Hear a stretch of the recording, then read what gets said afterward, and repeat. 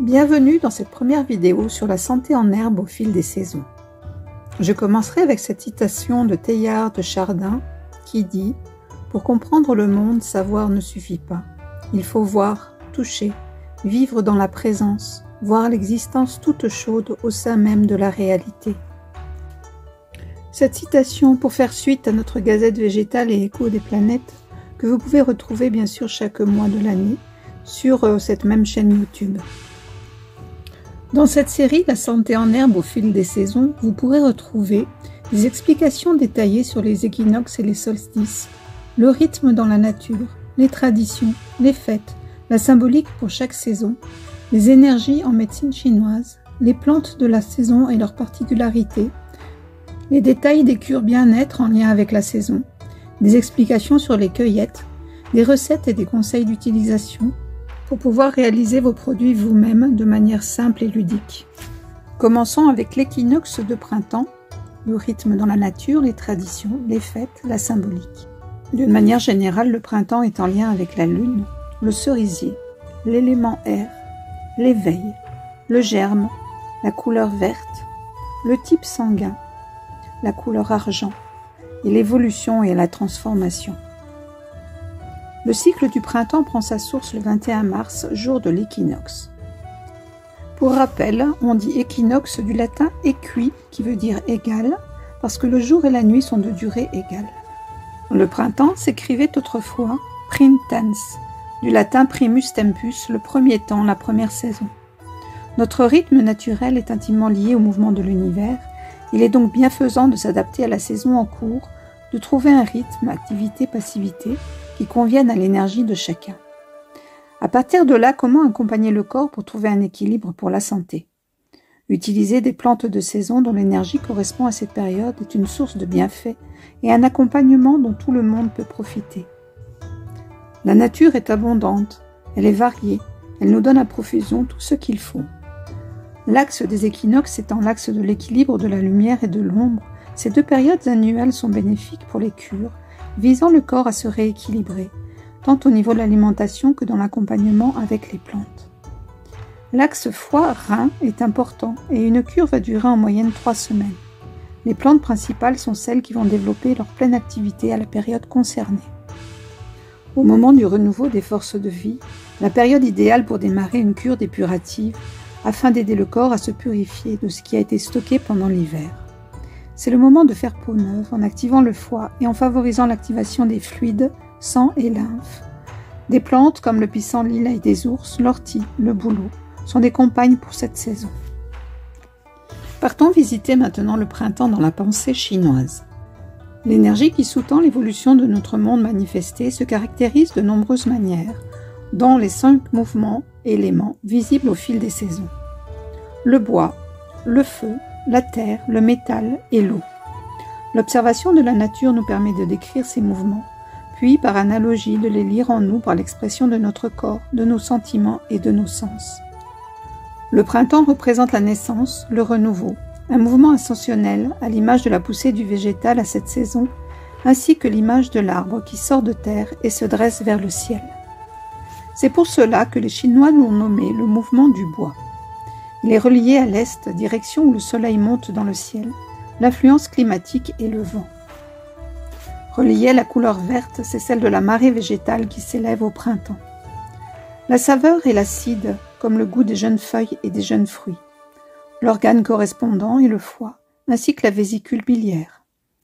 L'émotion associée est la colère, une énergie qui part de l'intérieur de notre être, puis jaillit vers l'extérieur. L'organe des sens est l'œil. La vue est cette fonction qui nous permet de nous projeter au loin. L'attitude bois est la marche qui met en mouvement tous les muscles et les tendons, également sous le signe de cette énergie. Ces mouvements sont interdépendants, ils fonctionnent en bonne harmonie avec les uns et les autres. Dans notre corps, si l'un est perturbé, c'est tout le cycle qui sera rééquilibré. Sous nos latitudes, début février représente le moment clé de l'hiver, lorsque la courbe de la lumière a repris son élan ascendant et que la sève commence lentement sa montée dans les végétaux. Traditionnellement, nous célébrons cette période en brûlant le bonhomme hiver à Carnaval. Le printemps est une période d'extériorisation. Les plantes sortent de terre, les feuilles sortent des bourgeons, la plupart des animaux sortent de terriers et autres cachettes. Drainer notre organisme procède de ce même mouvement, faire sortir les toxines accumulées en hiver.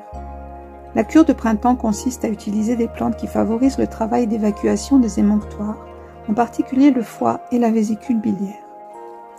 Dès le printemps, les champs se parent d'un vert tendre, le végétal se réveille. Cette magie s'accomplit grâce à la température qui s'adoucit, mais aussi grâce au jour qui rallonge. Dès son réveil, la plante, pour croître, va dans un premier temps puiser des sels minéraux dans le sol et ensuite procéder à la photosynthèse afin de fabriquer des éléments de nutrition. Elle saura ainsi se préparer tout un cocktail de sucre, de graisse, de protéines.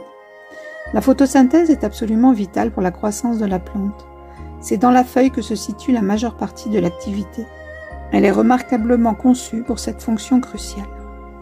En général, la feuille de base est plate et mince. Cela lui confère un maximum de surface pour capter la lumière.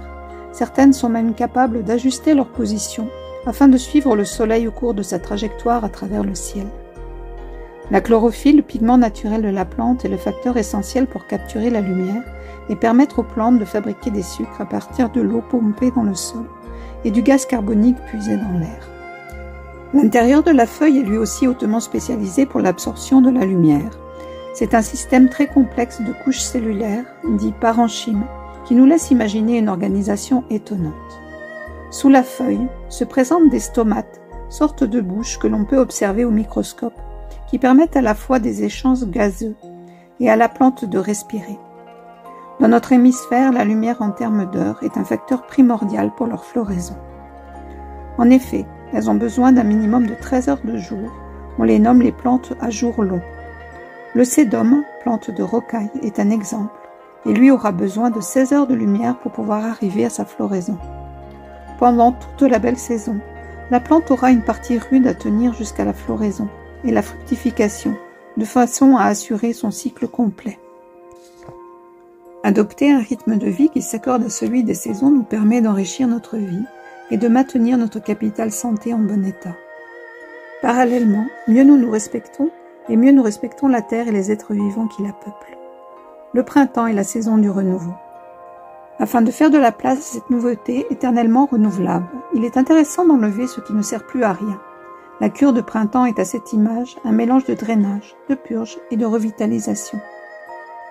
C'est le moment de consommer des rosettes de pissenlit ou des feuilles d'ail des ours, en salade ou coupées petites dans les soupes. La sève de bouleau circule à nouveau en abondance et permet une récolte régulière. Boire un demi-verre par jour par exemple. Les légumes de saison sont aussi intéressants, artichauts, radis roses, radis noirs, asperges. Pensez aussi aux graines germées d'une grande richesse qui participent à la revitalisation. En médecine chinoise, on associe la saveur acide au printemps.